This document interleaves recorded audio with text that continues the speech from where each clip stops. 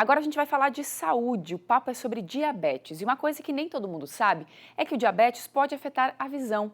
E para falar mais sobre esse assunto, hoje aqui comigo está Débora Cristina Ribas, que é oftalmologista. Seja muito bem-vinda aqui com a gente, Débora. Obrigada, Bom Vanessa. dia. Bom dia. Então, de que forma que a visão fica comprometida? O que tem a ver o diabetes com os nossos olhos? Queria que você explicasse um pouquinho. Então, o diabetes é uma doença que afeta a microcirculação do organismo, né? Então, rim, coração, circulação periférica e também a microcirculação dos olhos.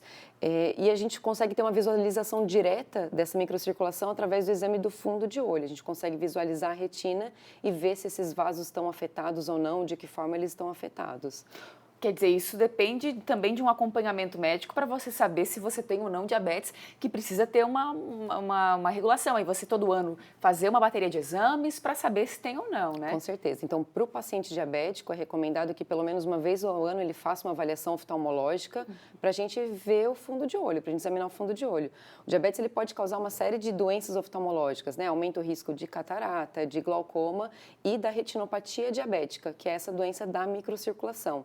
O que acontece são sangramentos mesmo na retina, microsangramentos, microhemorragias, depósito de gordura, inchaço na mácula, e isso gera um prejuízo enorme para a visão. Pode chegar a cegueira também. Pode chegar a cegueira e muitas vezes o paciente já tem alteração, já tem retinopatia diabética, mas se a parte da retina que está afetada não é a parte central, que é a mácula, às vezes ele não percebe. Por isso que é importante esse acompanhamento, esse exame oftalmológico de rotina. E como prevenir isso, né? O que fazer para que isso não aconteça, não chegue nesse estágio aí bem grave da doença, né? Então, a prevenção é o controle glicêmico, né? O controle do diabetes. Então, para qualquer paciente que tem diabetes, alimentação saudável, a medicação adequada, conforme a recomendação do endocrinologista, atividade física e essas avaliações anuais para a gente ver se existe alguma repercussão oftalmológica da doença sistêmica, né? E tem alguma idade que isso vai se intensificar, a preocupação? Ou não tem grupo de risco? Então, na verdade, todas as idades. A gente sabe que o diabetes tipo 1 é mais comum em pacientes mais jovens, então criança, adolescente, adulto jovem. O diabetes tipo 2 é mais comum em paciente de mais idade, depois dos 40, 50 anos. E o tempo de doença evolui altera completamente a repercussão oftalmológica desse paciente. Então, o diabetes tipo 1, geralmente, quando o paciente descobre a doença, ele vai fazer um exame oftalmológico. E no diabetes tipo 2, quando ele descobre, ele não sabe há quanto tempo ele já tinha. Então, às vezes, ele já tem alguma repercussão, porque já tinha a doença há mais tempo e não sabe. Então, sempre é importante acompanhar, independente da idade. Você falou na questão dos alimentos, né? Muita gente acha que é só o açúcar, mas não é.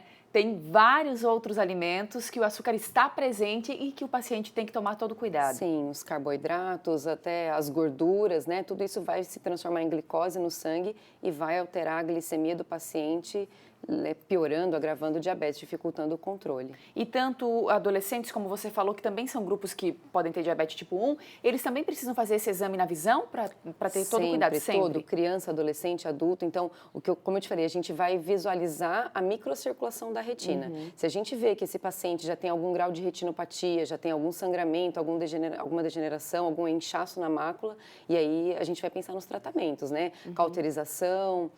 Existem algumas aplicações de medicação que são feitas intravítreas para diminuir esse edema, os lasers de retina e até mesmo as cirurgias de retina nos casos mais graves. Para conseguir tratar essa doença, Para conseguir tratar. E lembrando que assim, se a gente pega esse paciente no estágio inicial da doença, da retinopatia diabética especificamente, o tratamento ele é muito mais simples e muito mais eficaz. Um paciente que já chega com uma retinopatia diabética avançada, com hemorragia vítrea, com descolamento tracional de retina, o tratamento ele não tem o mesmo resultado, né? Ele não é tão bom.